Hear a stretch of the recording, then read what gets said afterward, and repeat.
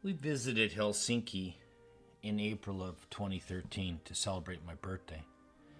Sadly, my Russian aunt had just died, so I had to wash away the sorrow with food and drink at Sashlik, the way her brother Ellen had taught me.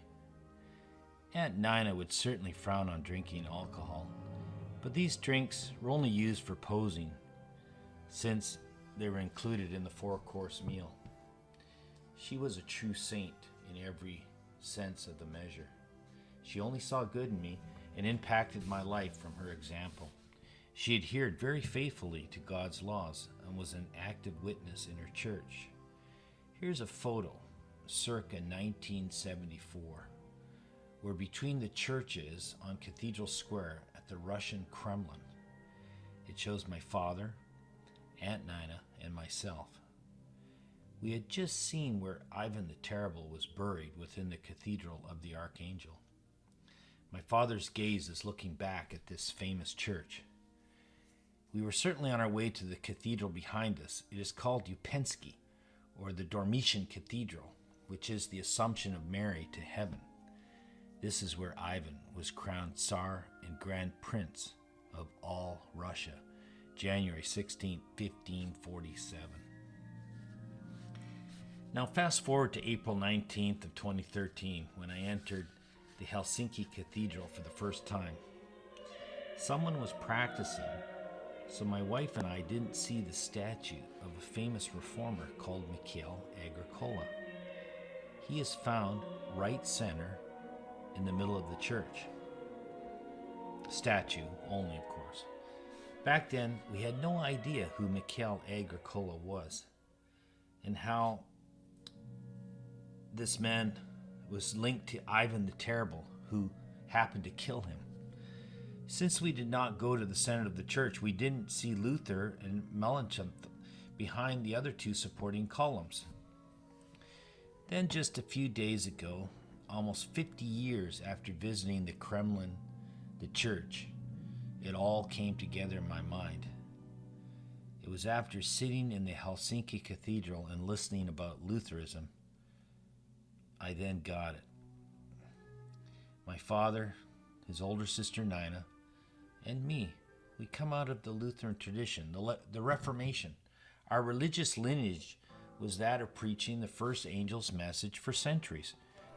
God so loved the world that he gave his one and only Son, that whoever believes in him shall not perish, Yes. but have eternal life. Amen. Just like my Aunt Nina, I too am a Seventh-day Adventist, or a Reformed Lutheran, in the sense that we've moved on historically to proclaim the second and third angel's message of Revelation 14. It's a message pertinent for our time. We still believe the core of Lutheranism. Even if our Russian ancestors were in the Orthodox Church, it is well known that they fled persecution in 1908 for believing in the Bible. So there, jet-lagged, cruising Helsinki harbor, just a few weeks ago, I found out that there's even a larger Lutheran church named after this reformer Agricola, and this church has the highest spire in Finland. For Agricola was at Wittenberg for a couple of years and then got recommendations from both Luther and Melanchthon to get a top job in Finland's largest city at the time of Turku. His contemporary King Vasa of Sweden accepted the Bible, the Reformation, but Russia did not. Russia and Sweden were at war, so Agricola was sent on a peace mission in 1557 to Russia. The King of Sweden was hoping that this man of God would impact Ivan the Terrible by showing him God's love. Ivan didn't even need him. Ivan was just too far turned to the dark side. As with Russian tradition then and now, a slow poison was somehow delivered to Agricola, because he rapidly deteriorated and died suddenly on the way back to Finland at only age 48. To this day, they don't even know where his body was buried, but believe it was on Finnish soil northwest of St. Petersburg. Incredibly, 10 years previous, Agricola had translated the New Testament into the Finnish language and also parts of the Old Testament. So like Tyndale, Huss, and others, martyrdom was his fate. He has to wait in a remote, unmarked grave to the resurrection. But his memory sits in highest honor in the center of Helsinki. His gift to Finland was the gospel, whereas Ivan's gift to Russia was iron fist rule, establishment of an orthodox version of Marian idolatry with its icons, and propaganda to control the masses. The government then and now has continued a legacy of being very hostile to its neighbors.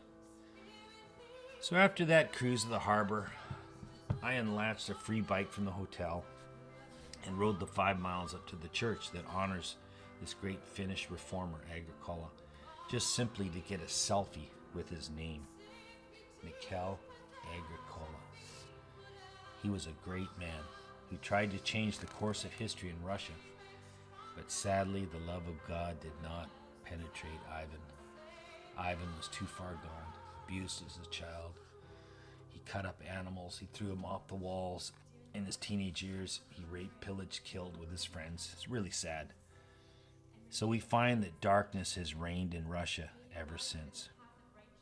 But yet, Lutheran Finland and Sweden flourish and now are part of NATO. Revelation 13:10 predicts that Putinized Russia will lose power along with the Patriarch Kirill of the Orthodox Church. Already, the Great Schism of 1056 is healing.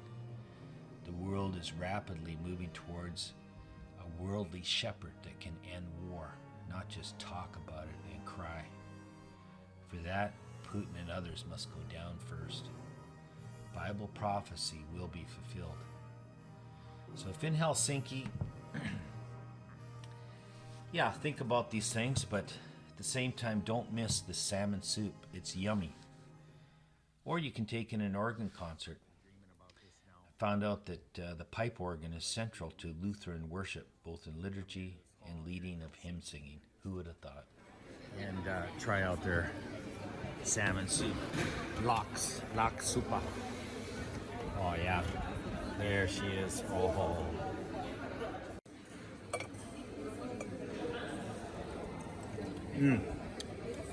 Oh man, that's good. Oh, that is so good.